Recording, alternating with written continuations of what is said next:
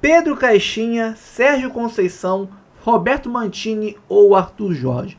São os nomes que estão sendo citados aí, né? Alguns eu nem considero que realmente tem alguma chance, mas como o pessoal ainda fala bastante de alguns nomes, como por exemplo Arthur Jorge, eu decidi trazer aqui uma análise sobre cada um deles, né? Para a gente poder destrinchar qual realmente seria o melhor ou o mais provável que vai chegar para esse Botafogo de 2025, com o Textor querendo, né, alcançar o Botafogo Way. Então não deve ser um cara de um estilo muito retrancado.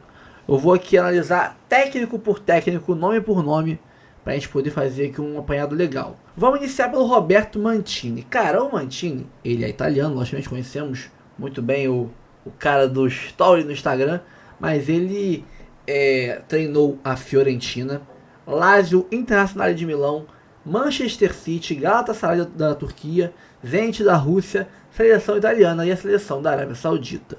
Né? O estilo de jogo do Mantini é de busca pela bola, por um futebol ofensivo. Logicamente ele é um cara que, mesmo que você venha dizer que mas ele é italiano, mas ele tem um futebol ofensivo. Foi assim a Inter de Milão dele, que treinou o Adriano, na verdade. A gente pode lembrar que o Adriano foi treinado por ele na Inter.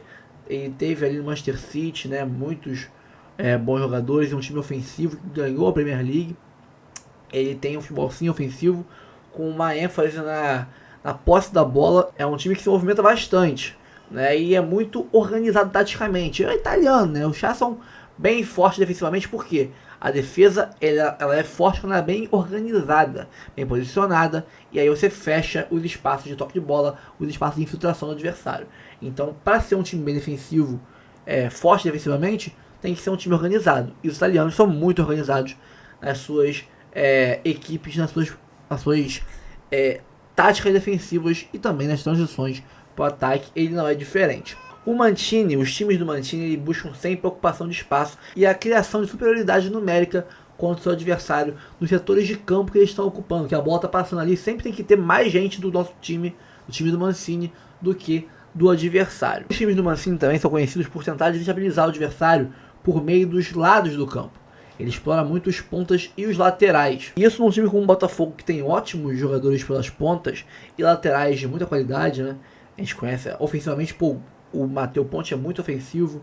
O Cuiabano, que ainda está aqui e deve ficar, né? Não deve ir para o Nottingham Forest, mas ele também é muito ofensivo. Nós temos aí agora o Montoro, temos o Savarino, temos o Arthur, né? Vários jogadores de força pelos lados do campo. Seria interessante o estilo de jogo que o Mancini adota, né? Vale lembrar que, mesmo que falem que ele é um cara de retranca, pela campanha que teve com a Itália, vale lembrar que ele tinha um volante em campo, que não era um volante de pegação marcador, que é o Jorginho, volante que cria, que toca bem a bola, que acha o espaço no campo.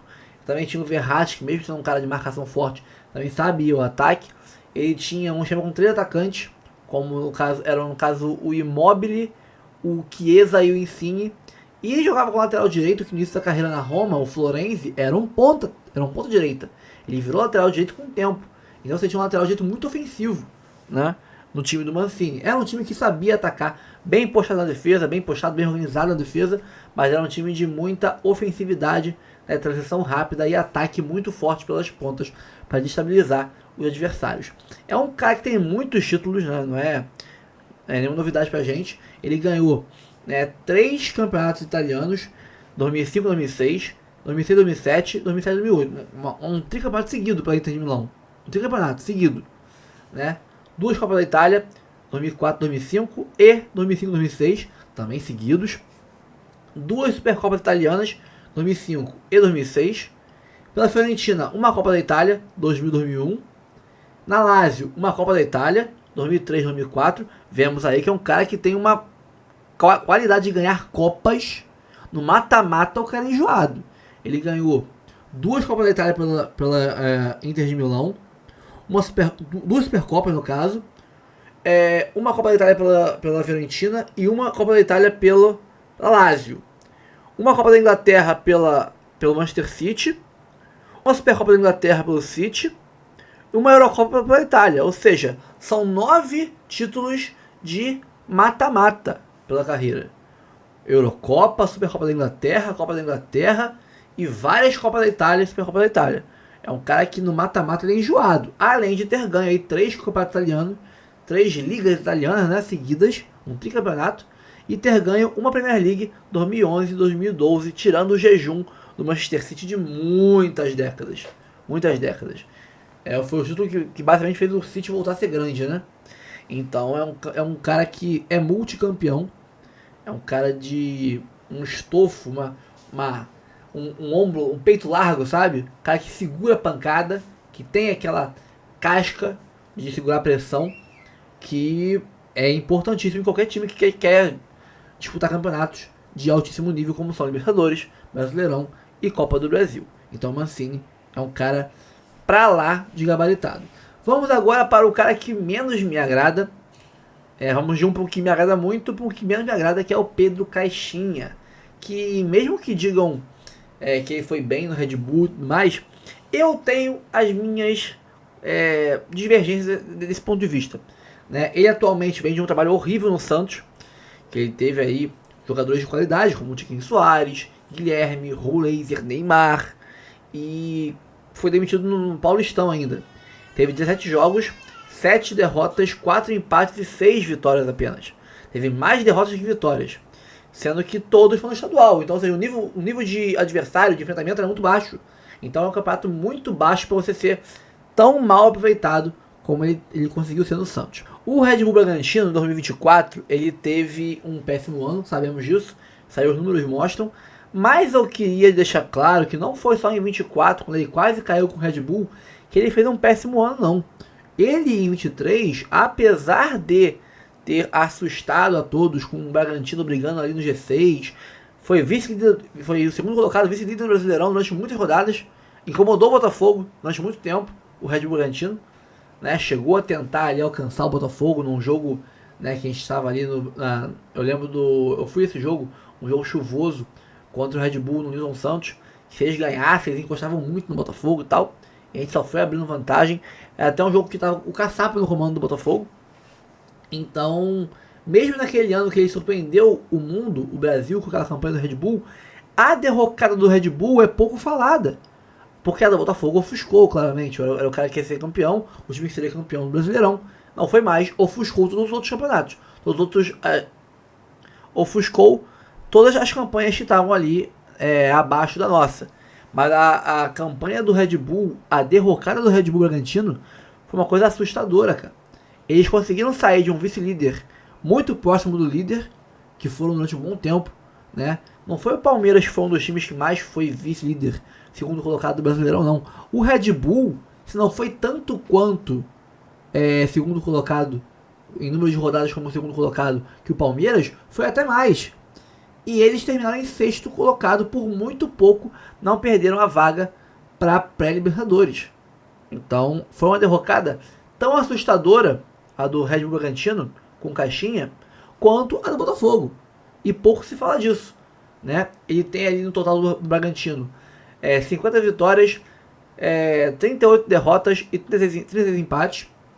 No Tadieres, campanha também muito fraquinha, 34 jogos, como no Santos também, foi bem fraquinho, 15 vitórias, 15 derrotas, muito mais derrotas que vitórias, só 10 vitórias e 9 empates. Santos Laguna, ele teve uma campanha heróica, histórica, antes, né? Lá no começo da década de 2010 a 2020, né? Lá para 2014 mais ou menos. Mas na segunda passagem dele, já em 2021, 22, ele teve uma péssima passagem, durou muito pouco, né? Mas ele conseguiu aí, vamos dizer assim, a melhor época da carreira dele no México, quando ele treinou o Cruz Azul, treinou o Tajeres, treinou o Santos Laguna, né? Os títulos da carreira dele, na verdade, são todos no México. Ele tem de 2015 a 2015 a 2019 os títulos que são na Liga Amex, que é mexicana, né? O Clausura 2015 pelo Santos Laguna, a Copa dos Campeões de 2015 pelo Laguna, o Apertura de 2014 também pelo Santos Laguna e 2018 pelo Cruz Azul, e a Supercopa Amex 2019 pelo Cruz Azul. Então ele é um cara que fez a carreira dele de 2014, 15 a 19 no México e até então vive disso, porque eu repito, não acho que ele fez um ótimo trabalho. Até foi a campanha em si, num todo, vendo de fora, do final do ano, a campanha como um todo ali, a posição que ele ficou ao fim do campeonato, pro Bragantino é muito. Mas para um time que foi vice-líder quase pegando o Brasileirão, a hora que o Botafogo derrapasse como derrapou, era pro Bragantino ser o campeão. E não o Palmeiras. Só que o Bragantino despencou juntinho com o Botafogo. Ambos despencaram juntinho. Então, pra gente trazer um cara que teve uma derrocada em 23 tão horrorosa quanto a nossa, melhor manter o Paiva, né? E é um cara que é um futebol burocrático, não vejo muita qualidade nesse futebol do Caixinha, não. Saindo do Caixinha agora para outro que muito me agrada, que é o Sérgio Conceição, cara. O Sérgio Conceição que conseguiu uma hegemonia, uma dinastia no Porto, né? Ele ganhou todos os seus títulos da carreira pelo Porto, mas foi uma dinastia. A gente pode olhar aqui, os títulos dele pelo Porto foram Campeonato Português de 2017-18, 2019-2020, 2021-22, ou seja, 3 anos seguidos também. Não, tem aí o 18-19, foi ano sim, ano não. Um ano foi ele e outro ano foi Benfica. Um ano foi ele, no outro Benfica e por aí vai. Mas em 5 campeonatos ele ganhou 3. A Taça de Portugal ele ganhou 2019-20, 20-22, 22-23, aí sim, 3 anos seguidos. 23-24. De 21, 22 e 23 ele ganhou. Né? Também é um feito. Sei que aqui 2017 até 24 ele ganhou 8 títulos. 1, 2, 3, 4, 5, 6, 7. 9 títulos. Ele ganhou 9 títulos entre 2017 e 2023, cara. É muita coisa. Ele criou uma dinastia no Porto. Né? O estilo de jogo dele é mais focado ali na intensidade da marcação, né? na pressão no ataque. A parte tática, logicamente, como todo português, a disciplina tática é muito ferrenha, a disciplina muito impecável ali. Não pode ter erro tático, um errinho tático você desmonta um quebra-cabeça inteiro. Então ele é um cara que tem uma tática muito bem firmada com os jogadores. A disciplina tática ali é muito impecável. Ele tem um esquema muito variável entre o 4-4-2 e o 4-3-3. Com um dos homens do meio campo encostando no ataque, fazendo uma trinca de atacantes ali muitas vezes. Que depende, lógico, do adversário. Isso vai variar de acordo com o rival que tiver à frente. É um time que valoriza muito os laterais, são bem espetados. E que você tem ali os pontas que costumam pegar a bola e afunilar. Para logicamente criar esse espaço no corredor para os laterais avançarem e buscarem o fundo. Além disso, desses extremos, né, eles costumam muito ficar entre as linhas de defesa do adversário. Tem a primeira linha, digamos que é um time com 2 linhas de 4. A primeira e a segunda aqui, eles ficam entre as linhas, né, saindo da marcação da primeira linha e antes de chegar na segunda, para receber entre as duas, nas costas da primeira e de frente, passo para você pensar, driblar, dar um tapa na frente, né, já um espacinho de distância entre o zagueiro, lateral direito, que seja do adversário, e com essa posição entre linhas, você consegue gerar uma indecisão na linha de defesa final do adversário, que vai ter que te marcar indo para cima, dar o bote, gerando espaço para o centroavante, para os meias que estão ali mais enfiados na área, terem como se movimentar e se deslocar da marcação dupla, né, ficando no mano a mano. Então é um time muito focado nessa transição de laterais espetados no fundo, pontas que afunilam e ficam entre as linhas buscando um mano a mano com algum dos zagueiros ou laterais do adversário, para que esse zagueiro, ao sair em busca desse ponta, gere uma liberdade a mais para o centroavante. É um estilo de jogo focado nessa estratégia de ataque aí. Gosto muito do Sérgio Conceição. Acho que para a ideia, para o contexto nacional, onde técnicos de Rio Ave, né, de times pequenos de Portugal vêm para cá e dão banho nos brasileiros, se tornam hegemônicos aqui. Um técnico que foi hegemônico em Portugal, se vier para cá, fatalmente vai dominar o cenário nacional. Então eu gostaria muito de ver o Sérgio Conceição aqui, mas acho que ele não vê o Brasil ainda com bons olhos. E o que citaram muitas vezes também, eu vi muitas citações a esse técnico no UOL, na Jovem Pan, etc. E também na Transamérica, etc. Ah, o Arthur Jorge a gente já conhece, mas o Arthur Jorge nem vou aprofundar muito. A gente sabe como é que funciona o Arthur Jorge. Transição rápida, né? Marcação em linhas altas. Você tem pontas que também afunilam para os laterais passarem no fundo. Tabelas muitas vezes entre pontas e laterais. Né? Um centroavante que baixa um pouco a linha para receber no meio, fazer o pivô e dar o passe para os pontas e para os meias avançando no vazio que ele criou, puxando a linha de marcação adversária para fora da área. A gente conhece o Arthur Jorge muito bem, sabe como é que é o estilo de jogo dele. Mas, dito isso, agora focando nas possibilidades, é muito difícil porque ele ganha mais ou menos 5 milhões, eu acho, 5, 4 milhões na Arábia. E a multa rescisória deles é calculada em cima do tempo de contrato.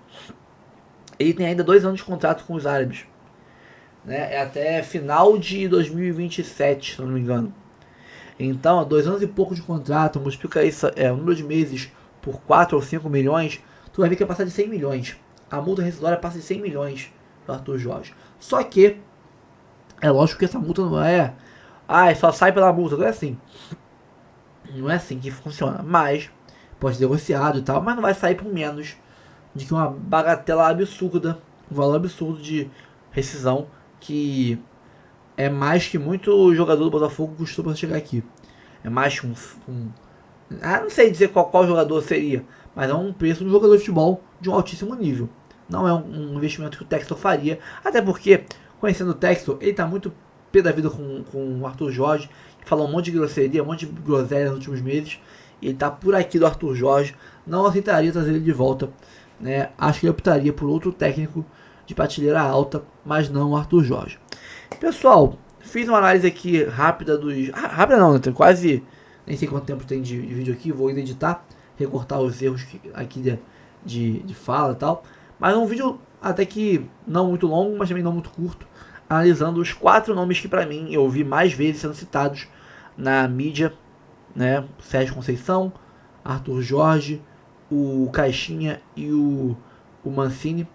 Acho que provavelmente nenhum dos 4 seja contratado. O Textor pode sair com o nome na cartola que a gente nem imagina. Mas gostaria muito de um Mancini ou um Sérgio Conceição. Caixinha, não. Se for pra trazer o Caixinha, melhor o Paiva.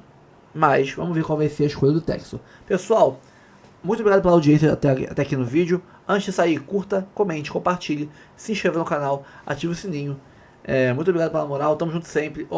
Plano de membros, temos aqui também no canal. Você pode escolher um plano de membros e virar aí membro do canal, ajudar a gente com um valor pequenininho, uma coquinha por mês que você não toma, você ajuda a gente com um plano de membros. Tem aqui Live Pix, tem o Pix do canal, dá uma moral pra gente, tamo junto. Aqui embaixo link do canal reserva, canal principal, do nosso Instagram, dá uma moral lá. Tamo junto sempre, um abraço, até o próximo vídeo, valeu! Calma, não vai embora ainda. Aqui em cima tem um vídeo especialmente escolhido pra você.